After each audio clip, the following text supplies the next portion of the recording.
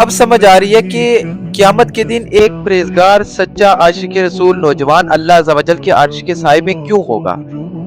سب سے پہلے آپ یہ ویڈیو دیکھیے۔ ایک نوجوان بڑا متقی اور پرہیزگار تھا۔ حضرت عمر بھی اس کی عبادت گزاری دیکھ کر حیران رہا کرتے تھے۔ نوجوان ہے مگر کمال کا عبادت گزار تھا۔ اور جب وہ نوجوان عشاء پڑھ کر گھر جاتا نا رات میں، تو راستے میں ایک خوبصورت عورت اس کو ملتی تھی روزانہ اور اسے اپنی طرف بلاتی، گناہوں کی طرف بلاتی۔ وہ بالکل توجہ نہ کرتا، نگاہیں نیچی کرتا اور نکل جاتا۔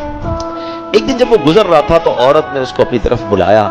اب نوجوان کا دل بھی مائل ہو گیا، شیطان تھا نا، اس نے حملہ کیا اس پر۔ جیسے ہی وہ عورت کے قریب پہنچا اسے اللہ کا یہ فرمان یاد آیا۔ اب بات یہ قرآن پڑھا ہوا ہو، حدیثیں پڑھی ہوئی ہو، دل میں پاکیزگی ہو تو اس موقع پر کچھ یاد آئے گا نا۔ جو پڑھائی صبح سے شام تک بری صحبتوں میں ہے، فلمیں، ڈرامے، گانے باجے، شراب کی محفلیں، اس کو کیسے یاد آئے گا؟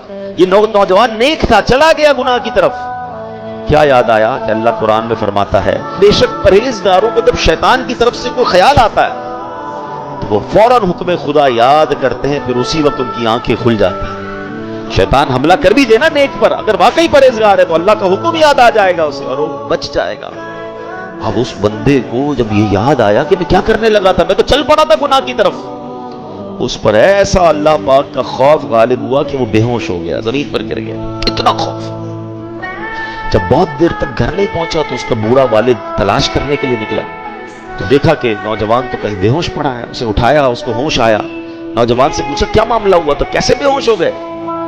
اس نوجوان نے شرمندہ ہو کر اپنے والد کو پھر یہ واقعہ سنایا کہ میرے ساتھ ایسا ہوا۔ مگر جب یہ واقعہ سنایا دوبارہ آیت کریمہ پڑھی یہ والی، ایسا خوف خدا دل پر طاری ہوا کہ چیخ ماری اور اس کی روح ہی اس کی جسم سے نکل گئی۔ اسی خوف خدا میں انتقال ہو گیا۔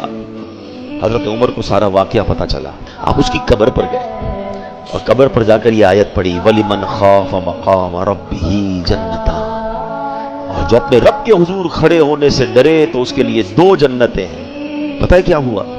اس کی قبر سے آواز آتی ہے اے امیر المومنین، بے شک میرے رب نے مجھے 2 جنتیں عطا فرما دی ہیں۔ سبحان اللہ، سبحان اللہ، سن کر دل خوش ہو گیا۔ اللہ عز و جل سے دعا ہے کہ ہمیں بھی سچا عاشق رسول، استقامت، نمازی، پرہیزگار اور فرما بردار بنائے اور دین حق کا راستہ دکھائے۔ کمنٹس میں آمین ضرور لکھیے۔ جزاک اللہ۔